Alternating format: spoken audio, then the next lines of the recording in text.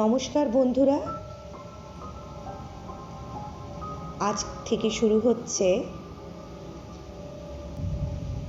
Professor শঙ্কু ও ইজিপশীয় আতঙ্ক।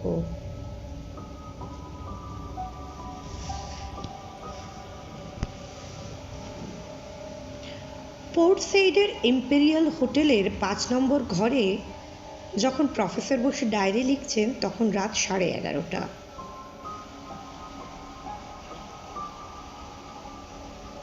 সেখানে বোধহয় অনেক রাত অবধি লোকজন জেগে থাকে, রাস্তায় চলাফেরা করে, হই হল্লা করে। প্রফেসরের পূর্ব দিকের খোলা জানালাটা দিয়ে শহরের গুঞ্জন ভেসে আসে।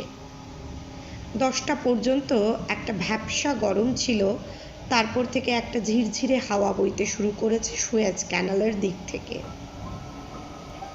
প্রফেসরের ইজিপ্টে আসা কতদূর সার্থক হবে তা তিনি জানেন না, তবে সারাদিনে যেসব ঘটনা ঘটেছে তাতে তিনি কিছুটা আশাপ্রদ। অনেকদিন থেকেই ইজিপ্টের দিকে একটা পাড়ি দেবার ইচ্ছে তার ছিলই। প্রফেসরের মনে হয় যে কোনো দেশের যে কোনো বৈজ্ঞানিকেরই একবার মিশরটা ঘুরে যাওয়া উচিত। প্রায় 5000 বছর আগেও ইজিপশীয়রা বিজ্ঞানে যে আশ্চর্য কৃতিত্ব দেখিয়েছিল তা ভাবলে সত্যিই অবাক লাগে। এ নিয়ে অনেক কিছু গবেষণা করার আছে। মিশরীয়দের কেমিস্ট্রি, গণিত বিজ্ঞান, চিকিৎসাশাস্ত্র সব কিছুই সেই প্রাচীন যুগ থেকেই অবিশ্বাস্য পরিণতি লাভ করেছিল। সবচেয়ে অবাক লাগে এদের মামির ব্যাপারটা।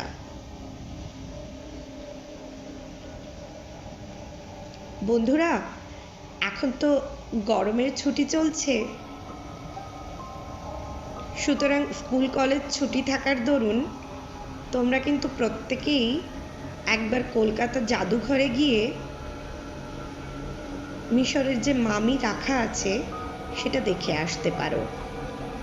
আর কিছু দেখে তোমরা চমকপ্রদ হও কি না হও, কিন্তু মমি দেখার আনন্দটাই একেবারে অন্যরকম। মৃতদেহকে এমন এক আশ্চর্য রাসায়নিক উপায়ে ব্যান্ডেজবদ্ধ অবস্থায় কাঠের কফিনে শুইয়ে রেখে দেওয়া হতো যে 5000 বছর পরেও সেই ব্যান্ডেজ খুলে দেখা গেছে যে মৃতদেহ পচা তো দূরে থাকুক, তার কোনো রকম কোনো বিকারই ঘটেনি। এর রহস্য আজ অবধি কিন্তু কোনো বৈজ্ঞানিক উদ্ঘাটন করতে পারেননি। ইংল্যান্ডের প্রত্নতাত্ত্বিক ডক্টর জেমস সামারটন, যে বর্তমানে ইজিপ্টের বুবাস্টিস অঞ্চলে এক্সক্যাভেশন চালাচ্ছেন, সে খবর গিরিডিতে থাকতেই প্রফেসর পড়েছিলেন। এই প্রত্নতাত্ত্বিক দলটির সঙ্গে আলাপ করে নেওয়ার উদ্দেশ্য প্রথম থেকেই তার ছিল। সামারটনের লেখা ইজিপ্ট সম্বন্ধে বইগুলো সবই প্রফেসরের পড়া। 3 বছর সাহারার এক্সক্যাভেশনের ফলে 4th ডাইনাস্টির রাজা খেরোটেপের সেই আশ্চর্য সমাধিকক্ষ সামারটনই আবিষ্কার করেছিলেন। এই সামারটনের সঙ্গে ইজিপ্টে পদার্পণ করার কয়েক ঘন্টার মধ্যেই যে এক আশ্চর্যভাবে সেই সামারটনের সঙ্গেই আলাপ হয়ে যাবে, সেটা কিন্তু প্রফেসর একেবারেই কাকতালীয় ভেবে উড়িয়ে দিচ্ছেন। কিন্তু সকালে হোটেলে এসে ম্যানেজারের কাছে যখন প্রফেসর সামারটনের খোঁজ নিতে গেলেন,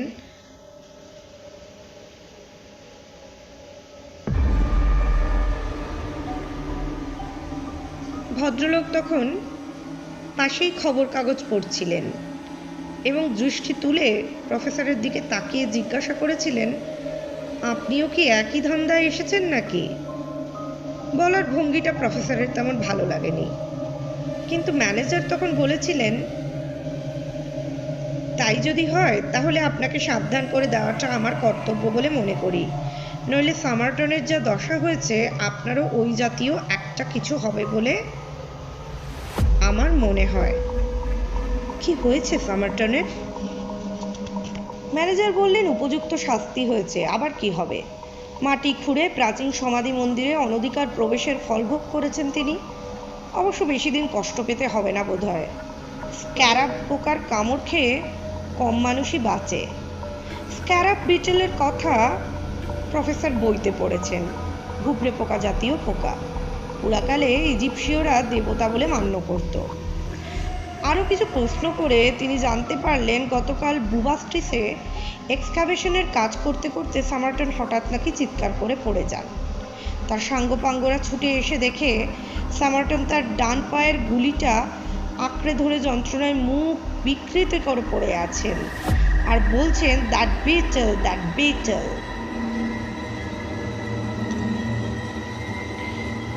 পোকাটিকে নাকি খুঁজে পাওয়া যায়নি। সামারটনকে তৎক্ষণাৎ পোর্ট সেইডের হাসপাতালে পাঠিয়ে দেওয়া হয়। তার অবস্থা নাকি বেশ সঙ্গীন। খবরটা পেয়ে আর বিলম্ব না করে হাসপাতালের উদ্দেশ্যে বেরিয়ে পড়লেন প্রফেসর। সঙ্গে নিলেন তার তৈরি ওষুধ মিরাকিউরাল। দেশে কত যে করাইত, কেউটের ছোবল খাওয়া ও কাঁকড়া বিছের কামড় খাওয়া লোক এই ওষুধের এক ডোজ খেয়েই চাঙ্গা হয়ে উঠেছে তার ইয়ত্তা নেই। হাসপাতালে তিনি গিয়ে দেখলেন সাহেবের সত্যিই সংকটাপন্ন অবস্থা, কিন্তু আশ্চর্য মনের জোর ভদ্রলোকের। এই অবস্থাতেও শান্তভাবে খাটে শুয়ে আছেন। কেবল মাঝে মাঝে আচমকা ভ্রুকুঞ্চন ও মুখ বিকৃতিতে তার অসহ্য যন্ত্রণা প্রকাশ পাচ্ছে। প্রফেসর নিজের পরিচয় দিয়ে তার একজন অনুরাগী পাঠক হিসেবে তার দর্শন পাবার জন্য ঘরে ঢুকেছিলেন, কিন্তু অবাক হয়ে গেলেন প্রফেসর শঙ্কুর নাম শুনে চিনতে পারলেন। শুধু তাই নয়, এই যন্ত্রণাক্লিষ্ট অবস্থায় ক্ষীণ কণ্ঠে তিনি প্রফেসরকে জানালেন যে তার লেখা বিজ্ঞান বিষয়ক অনেক বই সামারটন পড়েছেন এবং ভূত প্রেতের বৈজ্ঞানিক ভিত্তি সম্পর্কে প্রফেসরের যে মৌলিক গবেষণামূলক একটি বই আছে সেটা নাকি তার একটা অতি প্রিয় বই। তাই প্রফেসরের দেওয়া ওষুধটা খেতে সামারটন সাহেবের কোনো আপত্তি কিন্তু হলো না। প্রফেসর যখন হোটেলে ফিরেছেন তখন বেলা প্রায় 11:30। বিকেল 3টের কিছু আগে খবর এলো সামারটন অনেকটা সুস্থ বোধ করছেন। জ্বর নেই, শরীরের নীল ভাবটা কেটে গেছে, যন্ত্রণাও অনেক কম। আগামীকাল সকালের মধ্যে যে তিনি সম্পূর্ণ সুস্থ হয়ে উঠবেন এ বিষয়ে কিন্তু প্রফেসরের মনে কোনো সন্দেহ ছিল না। সুতরাং কাল সকালে সামারটনের সঙ্গে দেখা করে কয়েকদিনের জন্য তার সঙ্গ নেওয়ার প্রস্তাবটা করতেই হবে। বন্ধুরা, প্রফেসর শঙ্কু ও ভূত গল্পের সময় আমি কিন্তু এই সামারটন সাহেবের গল্প তোমাদের বলেছিলাম, মনে আছে তো? পরের দিন ভোরে উঠেই হাসপাতালে গিয়ে তিনি দেখলেন সামারটন একেবারে সুস্থ। গুবরের কামড়ের দাগটা পর্যন্ত আশ্চর্যভাবে একদিনেই মিলিয়ে গেছে। প্রফেসরের ওষুধের গুণ দেখে প্রফেসর নিজেই অবাক। কী সব অদ্ভুত জিনিসের সংমিশ্রণে ওই ওষুধ তৈরি হয়েছে সেটা আর সামারটনকে বললেন না তিনি। বিশেষত গলদা চিংড়ির গোফের কথাটা বললে হয়তো তিনি প্রফেসরকে পাগলই ঠাউরে বসতেন। যাই হোক, প্রফেসরের প্রতি সামারটনের কৃতজ্ঞতার শেষ নেই। এক্সকাভেশনে সঙ্গ নেওয়ার কথাটা প্রফেসরকে আর নিজেকে বলতে হলো না, সামারটন সাহেব নিজেই বললেন, আর প্রফেসর সঙ্গে সঙ্গে রাজি হয়ে গেলেন। সামারটনও দেখলেন সামারটন সাহেবও মামির ব্যাপারে বিশেষ অনুসন্ধিৎসু। শুধু তাই নয়, এই যে সব ভূগর্ভস্থ প্রাচীন সমাধি মন্দিরে প্রবেশ করে তার জিনিসপত্রটি ঘাটাঘাটি করা, এর ফলে যে কোনো প্রাচীন অভিশাপ সামারটন বা তার দলভুক্ত কাউকে স্পর্শ করে তার অনিষ্ট হতে পারে, এ বিশ্বাসও কিন্তু সামারটন সাহেবের আছে। যে গুবরে পোকাটি তাকে কামড়েছে তার ধারণা সেটি হলো সেই স্ক্যারাব গুবরে, যাকে নাকি ইজিপশীয়রা পুজো করত। স্যামার্টন যে মন্দিরে কাজ করছেন তার দেয়ালে নাকি এই গুবরের খোদাই করা প্রতিমূর্তি রয়েছে। ইজিপশীয়রা যে জন্তু, জানোয়ার, মাছ, পাখির অনেক কিছুকেই দেবতার অবতার বলে পূজা করত, সে তথ্য কিন্তু প্রফেসরেরও জানা ছিল। সুতরাং প্রফেসর স্যামার্টনকে বললেন, কোনো একটা জায়গায় নাকি এক্সক্যাভেশনের ফলে একটা বেড়ালের সমাধি মন্দির পাওয়া গেছে। স্যামার্টন বললেন, আরে সে তো এই বুবাস্ট্রিসেই। আমি এখন যেখানে কাজ করছি সেখানে। অবশ্যই এটা অনেক দিনের আবিষ্কার। শতখানেক বেড়ালের সমাধি রয়েছে সেই ঘরটায়। ঠিক মানুষকে যেভাবে মামিফাই করে কফিনে বন্দি করে রাখা হতো, বেড়ালকেও ঠিক সেভাবেই রাখা হয়েছে। বেড়াল ছিল নেফতের দেবীর অবতার। প্রফেসর স্থির করলেন সময় ও সুযোগ পেলে এই বিচিত্র সমাধিকক্ষ দেখে আসবেন। বেড়াল তার অতি প্রিয় জিনিস। বাড়িতে তার পোষ্য নিউটনকে রেখে এসেছেন। তার কথা ভাবলেই মনটা একটু খারাপ হয়ে যাচ্ছে। স্যামার্টন সাহেবের সঙ্গে দেখা করে যখন হোটেলে ফিরছেন, তখন বেলা বেড়ে গিয়ে বেশ গনগনে রোদ উঠে গেছে। হোটেলের সামনে একটা স্থানীয় লোক প্রফেসরকে দেখে তার দিকে এগিয়ে এলো। লোকটা লম্বায় 6 ফুটের ওপর, গায়ের রং পোড়া তামাটে, চুল ছোট করে ছাঁটা ও পাকানো, চোখ দুটো কোটরে বসা, চাহনি তীক্ষ্ণ ও নির্মম।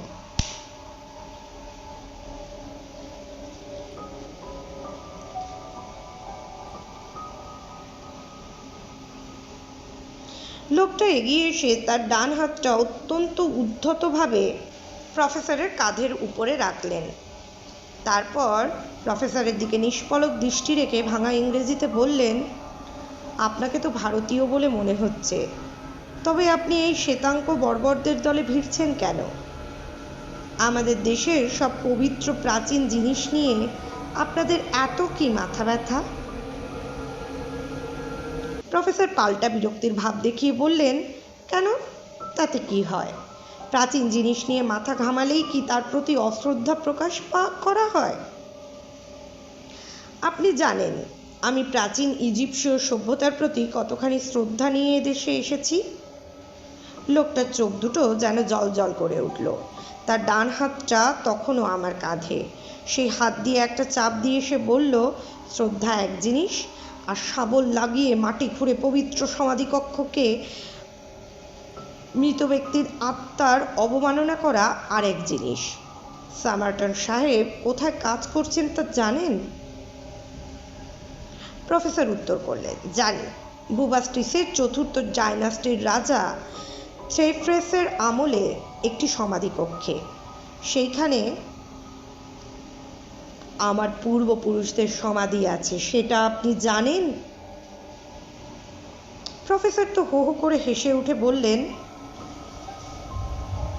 আপনি দেখছি আপনার 14-10 পুরুষ অবধি খবর রাখেন। লোকটা যেন আরও ক্ষেপে উঠল। তার ডান হাত দিয়ে আমার কাঁধে একটু ঝাঁকুনি দিয়ে বলল, রাখি কি না রাখি তা ওই সব মন্দিরে আরেকটু ঘোরাঘুরি করে দেখুন না, তাহলেই টের পাবেন। এই বলে লোকটা যখন প্রফেসরকে ছেড়ে হনহনিয়ে রাস্তার দিকে চলে গিয়ে ভিড়ের সঙ্গে মিশে গেল, তখন প্রফেসরও খানিকটা যেন হাঁপ ছেড়ে বেঁচে ঘরে চলে গেলেন। স্যামার্টন কালকেই ফিরে যাবেন তার কাজের জায়গায় এবং প্রফেসর যাবেন তার সঙ্গে। জিনিসপত্র এই বেলা গোছগাছ করে রাখা ভালো। মনে মনে একটা উত্তেজনা অনুভব করছিলেন তিনি। সেবার নীলগিরি অঞ্চলে প্রাগৈতিহাসিক জানোয়ারের উদ্দেশ্যে পাড়ি দেবার সময়ও ঠিক এরকমই হয়েছিল। বেড়ালের সমাধি ভাবলেও হাসি পায়। স্যামার্টনকে এই উদ্ধত স্বভাব আতপাগলা ঢ্যাঙা লোকটার কথা বলতে হবে। এমনটা যখন ভাবছেন, তখন প্রফেসরের মনে হলো ব্যাপারটা আর কিছু নয়।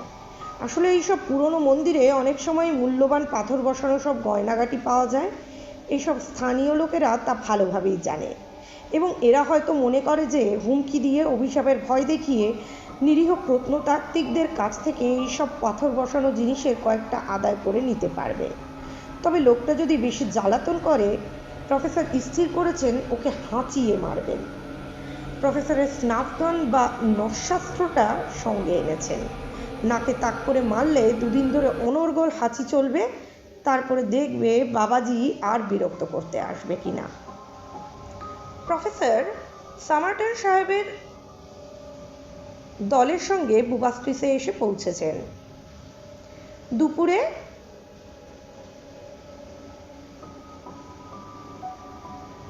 সদ্য খনিত 4000 বছরের পুরনো সমাধি কক্ষে নেমেছিলেন।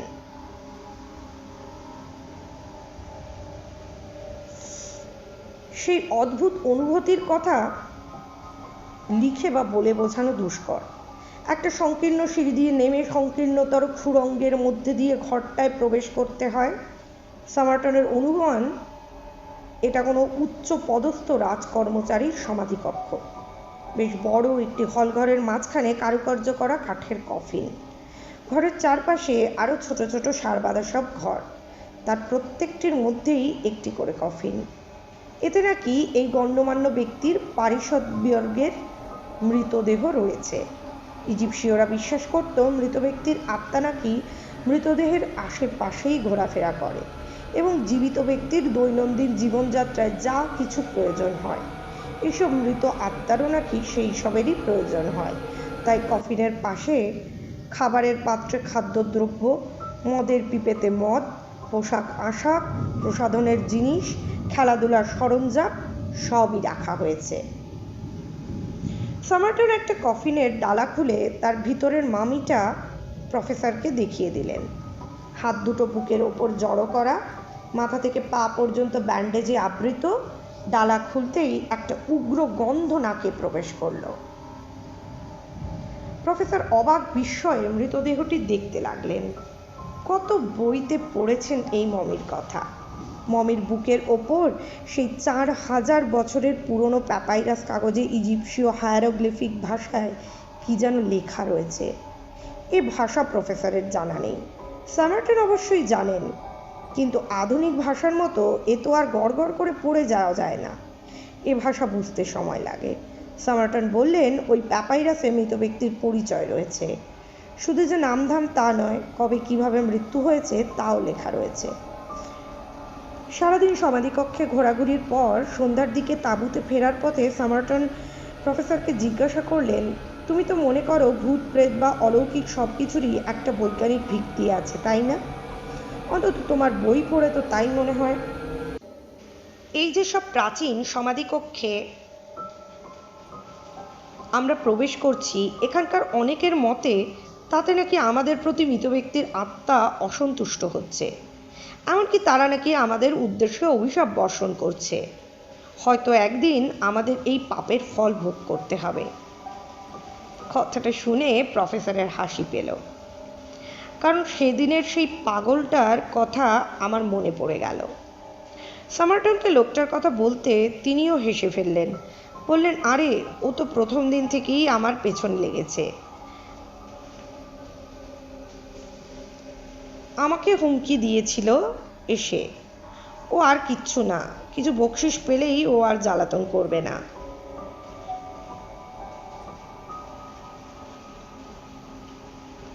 এইসব ছ্যাঁচড়া লোকগুলোর পেছনে অর্থ ব্যয় করার ইচ্ছে নেই আমার।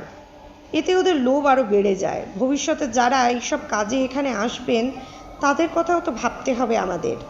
তার চেয়ে সম্পূর্ণ অগ্রাহ্য করাই ভালো। কিছুদিন বিরক্ত করে লাভের আশা নেই দেখে আপনিই সরে পড়বে। তাঁবুতে ফিরে শরবত খেয়ে ঠান্ডা হয়ে একটা ক্যানভাসের ডেক চেয়ার নিয়ে বাইরে বসে আছেন প্রফেসর। পশ্চিম দিকে চেয়ে দেখলেন অস্তগামী সূর্যের সামনে গিজার পিরামিডটা গাঢ় ধূসর চেহারা নিয়ে দাঁড়িয়ে আছে। এই পিরামিড যে প্রাচীন যুগে কিভাবে তৈরি করা সম্ভব হয়েছিল তা আজও ঠিক বোঝা যায়নি। তাঁবুর উত্তর দিকে এক লাইন খেজুর গাছ, আর একটার মাথায় দেখা গেল গোটা তিনিক শকুনি থুম হয়ে বসে আছে। শকুনিকেও নাকি পুরাকালে এরা দেবতার অবতার বলে মনে করত।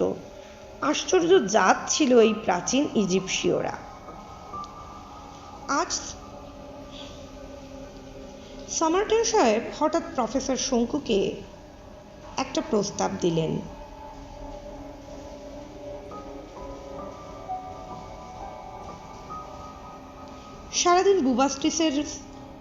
সারাদিন বুবাস্টিসের বেড়ালের সমাধিকক্ষ দেখে সন্ধ্যার দিকে যখন তাঁবুতে ফিরলেন তারা, তখন পাইপের ধোঁয়া ছাড়তে ছাড়তে সামারটন হঠাৎ বললেন, তুমি আমার জন্য যা করেছো তার প্রতিদানে আমি কি করতে পারি সেই চিন্তাটা কদিন থেকে আমাকে ভাবিয়ে তুলেছিল। আজ একটা উপায় আমার মাথায় এসেছে, এখন সেটা তোমার মনোপুত হয় কি না জানা দরকার। এই পর্যন্ত বলে সামারটন একটু দম নেবার জন্য থামলেন। গুবরের কামড় যে ভেতরে ভেতরে তাকে বেশ দুর্বল করে দিয়েছে সেটা বুঝতে পারা যায়। কিছুটা পথ চলার পর সামারটন বললেন, তোমার তো মামি নিয়ে গবেষণা করার ইচ্ছে আছে। ধরো যদি আমার আবিষ্কৃত মামিগুলোর মধ্যে একটা তোমাকে দেওয়া যায়, তুমি কি খুশি হবে না অখুশি হবে? প্রফেসর প্রস্তাবটা শুনে এমন অবাক হয়ে গেলেন যে মুখ দিয়ে কথাই সরছিল না। তার এক্সপেরিমেন্টের জন্য একটা নিজস্ব মামি নিয়ে দেশে ফিরতে পারলে যে কাজের খুব উন্নতি হবে সেটা বলাই বাহুল্য।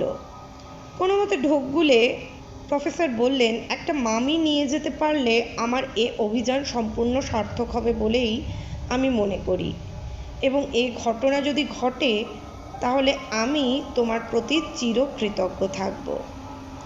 সামারটন মুচকি হেসে বললেন, তুমি কি চাও, বেড়াল না মানুষ? প্রফেসরের গবেষণার জন্য অবশ্য বেড়াল আর মানুষের কোনো তফাৎ নেই, কিন্তু তার প্রিয় নিরীহ নিউটনের কথা ভেবে তিনি বেড়ালের মামি সঙ্গে নিতে মন চাইলেন না। নিউটন সবসময়ই তার ল্যাবরেটরির আশেপাশে ঘুরঘুর করে। হঠাৎ একদিন 4000-এর পুরনো বেড়ালের মৃতদেহ সেখানে দেখলে তার যে কী মনোভাব হতে পারে সেটা অনুমান করা কঠিন। তাই তিনি বললেন, মানুষই প্রেফার করব। সামারটন বললেন, বেশ তো, কিন্তু নেবে যখন একটা ভালো জিনিসই নাও। বুবাস্টিসেই বেড়ালের কবরস্থানের কাছেই আর একটা সমাধিকক্ষ আমি আবিষ্কার করেছি, যাতে প্রায় 30 জন মানুষের মমি রয়েছে। এরা যে কী ধরনের লোক ছিল সেটা এখনো বুঝতে পারা যায়নি। সামারটনের মনে হয় এদের মৃত্যুর ব্যাপারে কোনো রহস্য জড়িত আছে। এদের কফিনে প্যাপাইরাস কাগজে যে হায়ারোগ্লিফিক লেখা আছে তার মধ্যেও একটা যেন বিশেষত্ব আছে, কিন্তু তিনি সেটা পড়ে উঠতে পারেননি। সুতরাং এই 30টার মধ্যে একটি কফিন প্রফেসর শঙ্কুকে তিনি দেবেন, কিন্তু তার ভেতর থেকে লেখাটা সামারটন বার করে নেবেন। তারপর দেশে ফিরে গিয়ে পাঠোদ্ধার করে শঙ্কুকে পাঠিয়ে দেবেন। তার মধ্যে প্রফেসর তার গবেষণা চালাবার সময় যা যা ফাইন্ডিংস হবে সেগুলো যেন সামারটন সাহেবকে জানিয়ে দেওয়া হয়। মামির রাসায়নিক রহস্য শঙ্কু যদি উদ্ধার করতে পারেন তাহলে হয়তো একদিন নোবেল প্রাইজও পেয়ে যেতে পারেন। সামারটন সাহেবের আর ইজিপ্টে থাকার কোনো প্রয়োজন নেই। সামারটনের দেওয়া কফিনটি প্যাকিং কেসে ভরে ফেলে জাহাজে নিয়ে দেশে ফিরতে পারলেই প্রফেসর শঙ্কুরও মনস্কামনা পূর্ণ হবে। তারপর গবেষণার জন্য তো অফুরন্ত সময় পড়ে আছে। সত্যি সামারটনের বদান্যতার কোনো তুলনা নেই। আসলে বৈজ্ঞানিকেরা ভিন্ন দেশবাসী হলেও তারা কেমন যেন পরস্পরের প্রতি একটা সৌভ্রাতৃত্ববোধ অনুভব করে। সামারটনের সঙ্গে প্রফেসরের 3 দিনের আলাপেই কিন্তু মনে হয়েছিল তিনি যেন তার বহুকালের পরিচিত। এর পরের দিন সকালে পোর্ট সেইডে ফিরছেন প্রফেসর।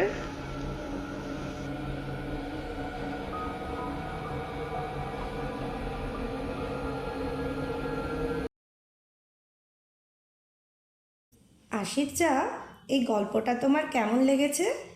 খুব ভালো লেগেছে। বন্ধুরা, যদি তোমাদেরও এইরকম এই গল্পগুলো ভালো লাগে তাহলে লাইক, সাবস্ক্রাইব আর শেয়ার করে কমেন্টে দাঁড়াও কি কি নতুন গল্প শুনবে। ঠিক, তাড়াতাড়ি জানাও আমাদের কি কি নতুন গল্প শুনবে।